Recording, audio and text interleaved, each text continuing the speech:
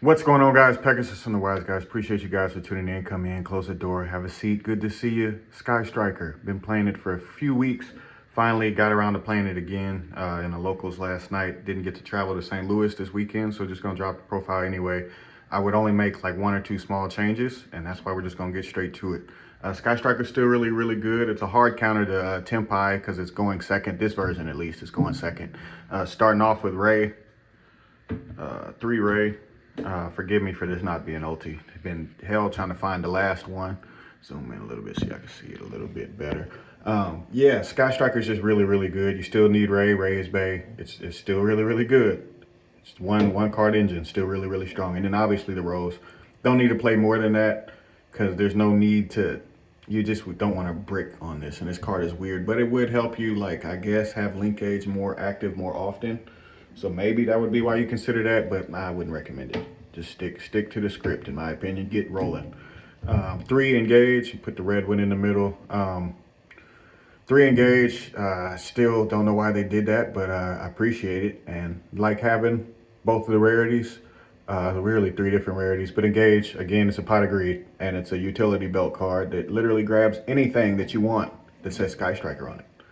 Really strong, especially when multi-role is active, which we'll get there in a second. 3 of the Linkage. This card is insane, and you have some face-up cards that you'll be utilizing, as well as some of the cards you've already seen.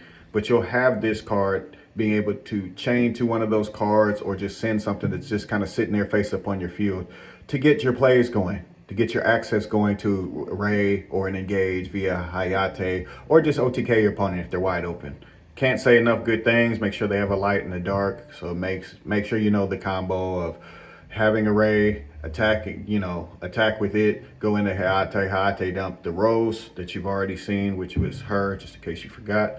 And then, just playing that way. If they're wide open, go for it. I feel like go for it every time if you feel like you can get to them. Some of these decks have battle phase stoppers and stuff like that, like Ubel, for instance, so you got to be careful. But if you see it, go for it. Widow Anchor. Can't say enough good things about it. You know what Widow Anchor does. Negates an effect. Takes control of if you got 3 or more. It's really like the utility belt. That's like Batman doing a little grappling hook thingy. Widow Anchor is just really strong. Something else is really strong before you get back into the Sky Striker stuff is 3 Upstart. I'm playing it this way. I still like having the max consistency and getting to the point. And yes, even though I'm going second, I still wanted it because I wanted to have all of my stuff live for a long period of time. And there is a Go First version where I'm playing Eagle Booster, so I'm definitely going to be experimenting more with that. Eagle Booster's not in this profile, but it definitely is something that I need to look at more because I'm trying to develop what can I do to go against stuff like Tempai. Right now, just going second against people that want to go second is actually game over anyway. So you don't really lose a dice roll, really, unless you're playing Tempai, and you lose. Double Afterburner, getting back into kind of jumping around a little bit, but double Afterburner. This works for me. A lot of people are only playing 1, but going second, I wanted the in-engine searchable out to stuff. And blowing up a monster and blowing up a spell and trap is still really strong. So Afterburner is still Afterburner. I played the double Lightning Storm. I still feel like this plus Linkage too is crazy. But Lightning Storm definitely is going to combo off with something that I'm going to explain here in a second. But Lightning Storm for the most part is just dealing with people that have those back row decks or those monster boards where you're like, ooh, my goodness. Now, if it's going to be bad against decks like Centurion, it's going to be not that great against. But then there's just going to be other stuff where it just lines up perfectly. And something else that lines up perfectly before we jump all over the place again is set rotation and 3 field spells. Now, the reason I'm bringing this up right now because Lightning Storm actually combos with these, which I'll put Lightning Storm kind of right there. But these, Chicken Game, Set Rotation, Way Where There's a Will, and Area 0. Area 0, obviously, if it gets blown up, you get a Ray. So again, with Lightning Storm and Set Rotation, putting 2 field spells on the field, you can give yourself this or this card if you don't know what it is exactly. I'll zoom in on a little bit.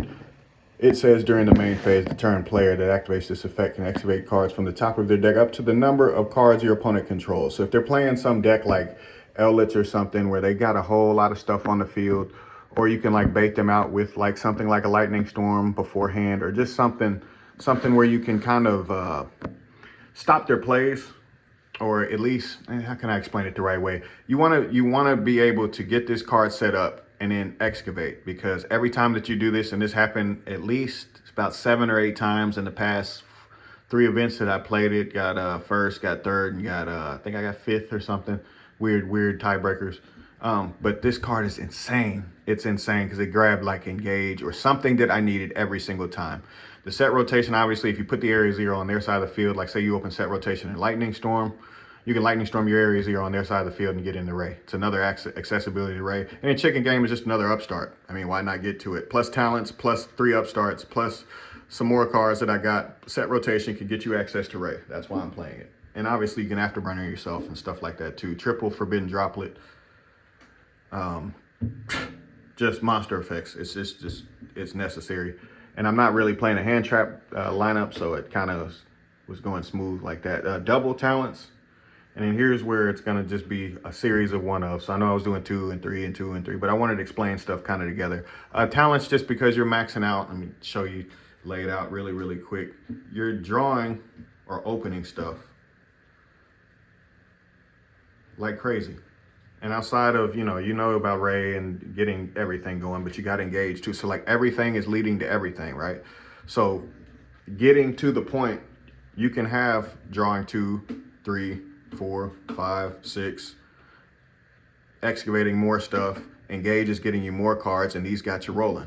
That's what I mean. Like, that's what I went for instead of hand trap, just try to break it and beat people over the head with spells. Because I feel like, isn't that the point? The one-offs that I wanted to kind of cover separately is Shark Cannon. Want to play more than one, but just doesn't call for it right now. Graveyard decks go up, this goes up. Hornet Drones, multi-roll. Card is actually insane. You can play 2, you can play 3, but I feel like it's tied to going first if you play more than that. Goodness gracious, One Day of Peace is hilarious and absolutely necessary right now, and I'm really happy because it's one of my favorite cards in the game. Thrust, I'm playing 1 because I went for Snatch. Play 2 if you're not feeling that. I love Snatch Steal. People always say, oh, it's not as good. Yeah, okay, sure, it's not Snatch Steal game. Like every time I've acted, it might be when, who knows? It's just really good. I have thrust into Rotor recently. That absolutely was necessary. Change of Heart, another possibility. Terraforming is another possibility with thrust. Yeah, the Snatch is weird. I'm trying it. So that's 41 because I'm playing 3 in perm. I really like everything that I was playing. If you're not feeling the Snatch, you can cut it or you can put another card in. I like having 41 cards. Yes, even with an upstart. The extra deck is just 3 Hayate. You can make a cut right here. A lot of people play 2. I like to play 3 because that comes up. That does come up for me where I'm like, man, I wish I had my 3rd Hayate. Well, I have been, and it does what I want it to do. But that would be where you would change something. Triple Kagari and triple Shizuku. Just got to be more conservative with these and not blow through them so quickly. And if you're playing a bunch of hand traps, you can play stuff like Avarice.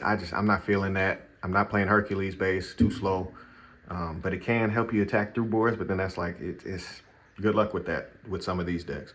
Kinda, obviously, trying to get these ultis. Been trying to look for them. Nobody really has them.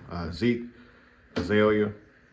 Really, it's just play 2 of these, or just find space for this to be like Unicorn. This experiment with this one. I wanted to see if Azalea is what use is it in Striker, and that's not really. You don't need it, and you'd be more better off playing 2 Zeke, to be honest.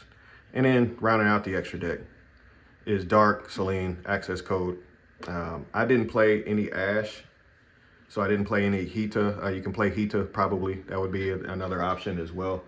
And the side is just stuff that's just been working for me, like 3, 2, time stuff, burning people, not dying to Tempai unless, it's like if they activate Prosperity and then they can't quite get, you're just gonna never allow them to get to you.